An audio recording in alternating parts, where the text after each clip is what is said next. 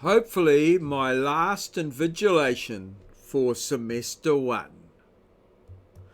Ladies and gentlemen, viewers around the world, straight out of Ngaruahia via Titahi Bay, here's maurieos. Hello, hello. Welcome. Hi 3.5. How's your day been? Mine's been controlled. I've had something to do all the way through. Full, very full, and, satisfying in a number of ways. So, my last invigilation, I went in, I decided to get up early and go in, got a free park, not about halfway down the rank, I suppose. And then I went in, had a couple of tea with the trade guys. Always an early tradesman, they always get to work early. It must be a habit, I think, that they have, that they get to work early and they sometimes have a bit of a cup of tea and a chat. And so I got in for that, and then I had the maths exam, so I had to be there for the students in case they had any questions at the start of the exam. We're not allowed to invigilate our own exams, and part of the maths team, so went in for that. And then I had a tutorial from 10 to 12 for my survey students, because they've got an exam on Friday. And then at 1 o'clock I had another invigilation, my last one, my fourth invigilation for this semester. So yes, pleased that was done. I felt myself nodding off a couple of times there. That's so boring, just watching people work for 3 hours. It's quite gratifying when there's something to do. When one of them needs to go to the bathroom or something, I have to get up and make sure they don't talk to anyone on the way and that sort of thing. Look forward to that in some ways, because it very something to do. Anyway, and we was invigilating with Lynn, so that was great. We had a few little laughs and things along the way. It was awesome. And then I came home. So my last invigilation, came home, and let's have a look at the snippets, I guess. And see what comes out of that. And here it's they 5. are. Oh. No, they're not. It's 5 to 1. And yes, I've done some marking. I've marked all of the levelling assignments now for the diploma, and I've just got the degree ones to do. And that'll pretty much break the back of it, because it'll just leave the traversing assignment to mark and tidy up worksheets and diaries and things like that. So I feel like I've got it in control at the moment, but yeah, the proof of the pudding will be in the eating. Now let's just have a look. 2.3 degrees outside, humidity's 90%, so it's pretty cold and damp out there, that's for real. In here, 24 degrees and 30% humidity, so yeah, nice and warm and dry. So yeah, little things going well there, and all the other stuff you can probably read for yourself off the dial, I'm hoping. So yeah, all good. The plan for tomorrow was to get up early at 6, get in, see if I can get a free park again. Now what's happening in the morning? I've got my, I'll try and maybe get a bit more marking done.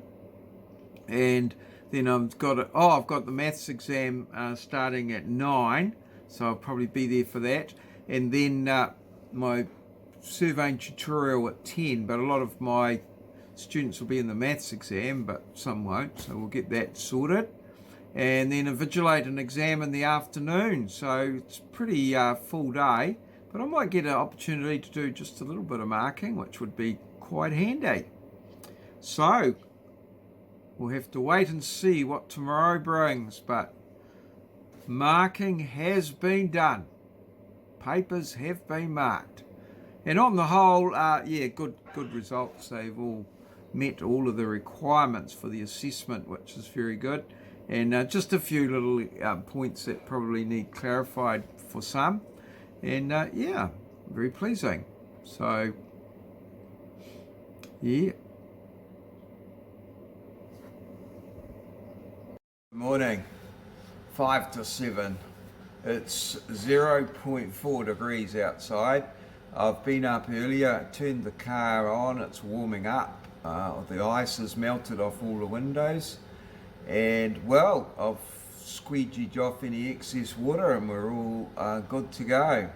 I'm sitting here with my good mate Nikki and just having a morning cuppa and then off into Wintec to see what this day offers. Who knows? I'm hoping that I've got a tutorial at 10 o'clock, although there was talk of a meeting scheduled at 10:30 for a student coming in, but well, I don't know.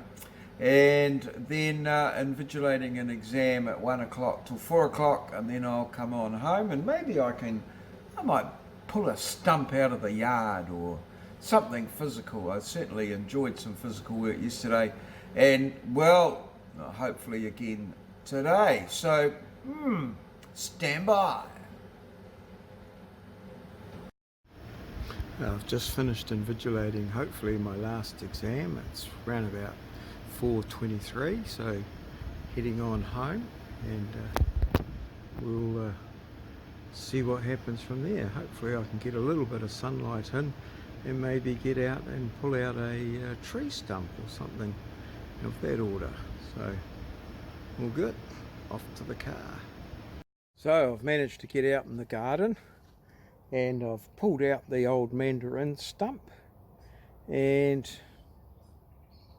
raked up a few leaves and picked up the old grapefruit and lemons and things. So just a few little itty bitty jobs around, and exposed a bit more of the lawn to the sun, so it'll be in recovery, which is good. So light's fading. I'm going to head inside now and maybe have myself a little bit of tea and what have you. I don't know how I'm going light-wise on my videoing, but got a nice brightish light behind me. Looks like it's going to be another possibly frosty night tonight. Maybe not, with this cloud cover. Might be okay. But anyway, 5:30. Time to head inside just before it gets dark and starts to cool off. And now for something completely different. It's 5 to 1. Yes. So, just looking at my little temperature gauge at the moment, it's 2.8 degrees outside, 2.8 centigrade, with about 89% humidity.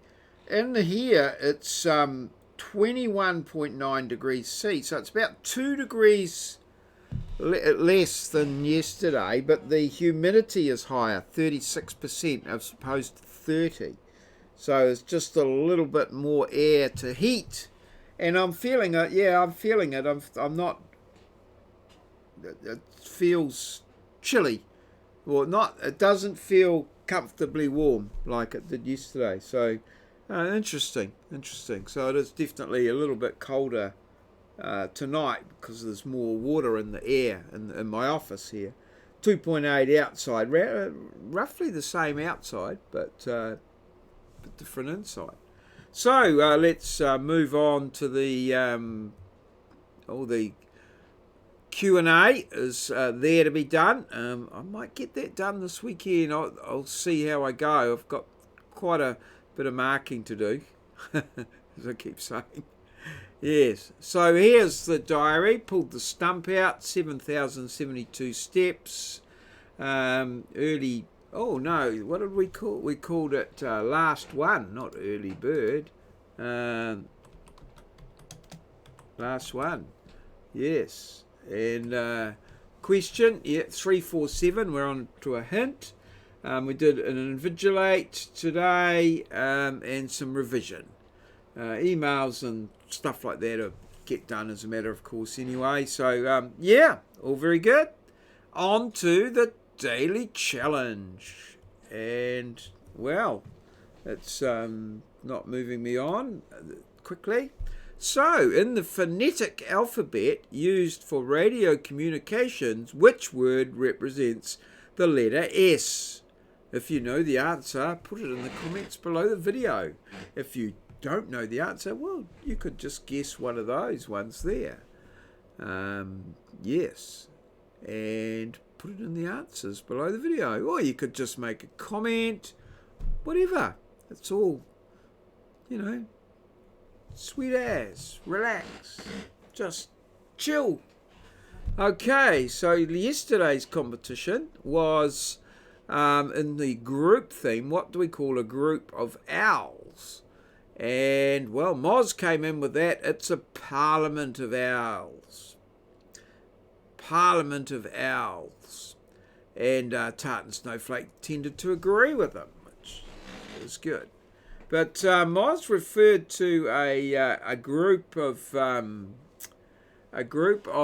what do we call a group of politicians, and I actually looked that up to see what you call a group of politicians, and